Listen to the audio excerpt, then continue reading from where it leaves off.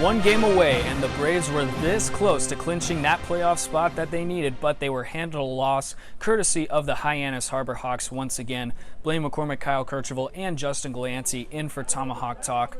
We saw this Bourne offense lose their minds yesterday to the Hyannis Harbor Hawks, and then they came out firing once again. This Hawks team has got some things to prove, and they're proving it lately. Yeah, I mean, Hyannis looked like a team left for dead at the bottom of the West Division standings, and they've certainly turned things around. It's been impressive. They shut out the Braves yesterday, scored a few timely runs. Today, good pitching from them again. They didn't do much against the Braves starter Eli Krause. He just gave up one unearned run, but Jack Nelson in his Braves debut, not great out of the bullpen, gave up 3 runs, and that was really all she wrote. The Braves only scored 2 runs, and that's not going to do it.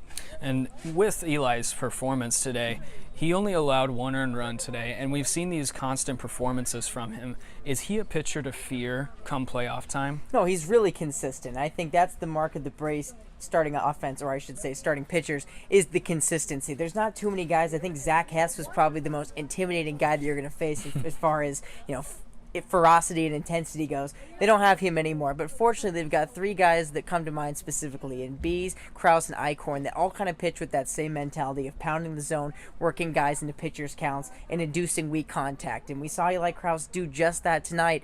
But Blaine, it just looked like the defense wasn't up to the task tonight. We've seen errors the last 2 nights for the Braves. It's 4 unearned runs charged to the Braves starters over the last 48 hours. And you can't give teams like Hyannis, they're trying to scratch and claw and find a way back into this playoff push, any extra chances, and the Braves have done that the last couple nights. The offense hasn't been there to back it up, and they've been losing games because of it. And keeping on the category of the pitching for this Bourne offense, or for this Bourne staff, we saw Ryan Simpler go out there again, and in talking with him in the pregame interview, he mentioned to me about his splitter and how much he's been working on it lately. What did you see from him? Because it looks as though that pitch is right on the money. Yeah, Simpler was really good again tonight, specifically with the splitter. He got a lot of Harbor Hawks swinging over the top of it, where it would start in the zone and fade down to the dirt or a little bit below the zone. He got a bunch of strikeouts and 8 innings again tonight. Same thing Nick Johnson did last night, where even though the Braves lost, they didn't have to use too many pitchers because one guy was able to get a lot of outs. Now, on the other side, the Bourne offense really wasn't that productive today. What's been the biggest struggle for them at the plate recently? Well, they're leaving guys on base, and they're just not doing the little things. I think we've seen a couple times for the last maybe 48 hours and maybe even the last 3 games, you could say, where the Braves they're laying down a sacrifice bunt here and there, but they're just not getting the extra hit. They're just not doing a whole lot to push the envelope. I think we saw a good job as far as base stealing goes tonight from the bottom of the order, but really from the top of the order, we didn't really see anything just because they didn't have too many chances. The middle of the order was really silent tonight. Typically guys like Palacios and Hannah that have been so electric at the top of the order just weren't there tonight, and part of that you have to credit to the Hyannis pitching staff, who I think has been excellent these last 2 days, and they absolutely earned this 2-game season or 2 home-and-home season sweep, whatever you want to call it, and they fought back into it, and they split the season series with the Braves 3 apiece. So they've earned it, but the Braves offense just has not been there. And Justin and I were saying this on the broadcast, the energy level and just the mojo, for lack of a better term, with this Braves offense is not there right now. It's going to take something like a home run or a big hit, some kind of momentum building play to get it going again, but they're going cold at really the wrong time. Well, moving on to our Players of the Game segment, I'm going to go with the new guy that just came in recently with Anthony Prado.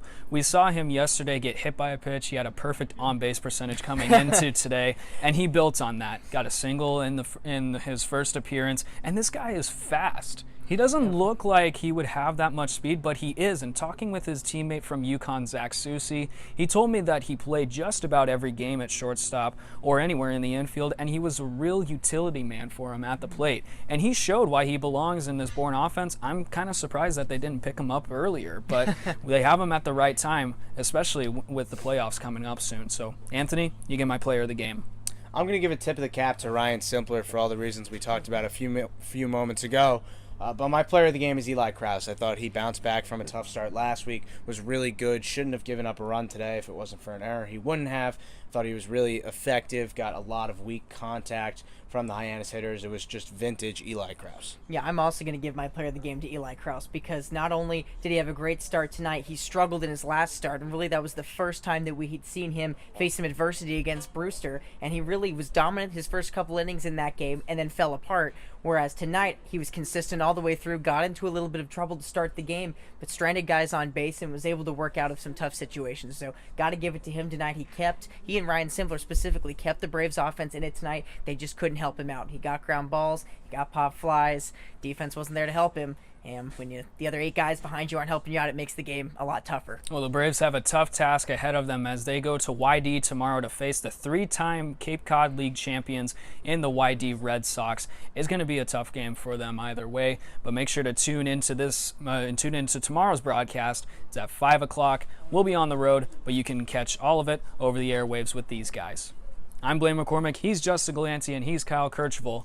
Thanks for watching Tomahawk Talk, and we'll see you on the next pitch.